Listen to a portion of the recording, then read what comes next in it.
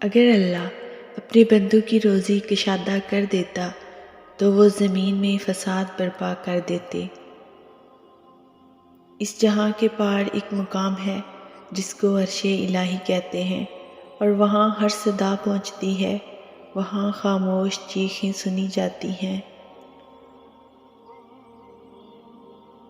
وہاں ایک ایک پل ایک ایک آنسو کا حساب رکھا جاتا ہے۔ تو تم پرسکون ہو جاؤ، وہاں زیادتی نہیں ہوتی، اور ہر آنکھ سے بڑھ کر دیکھنے والا تمہارا حال دیکھ رہا ہے۔ وہ واقف ہے ہر اس ظلم سے جو دنیا نے تم پر کیا، وہ تمہیں اس کا اجر دے گا کہ تم اپنی خوش نصیبی پر خود رشک کرو گے۔ وہ مہربان رب کچھ نہیں بھولتا۔ اگر آپ کچھ پانا چاہتے ہو اور آپ اس کی طلب کر رہے ہو مگر دعائیں نہیں، تو بتاؤ کیا آپ ڈیزرو کرتے ہو کہ وہ چیز آپ کو مل جائے؟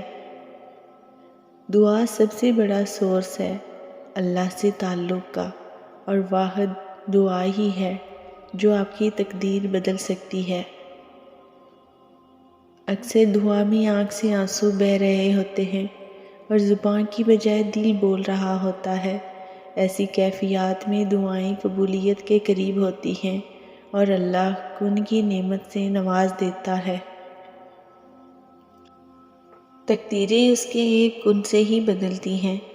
اگر تم نے اپنی راہیں اس رب پاک سے جوڑ لی ہیں نا، تو وہ تمہاری جھولی کو خالی نہیں جانے دے گا۔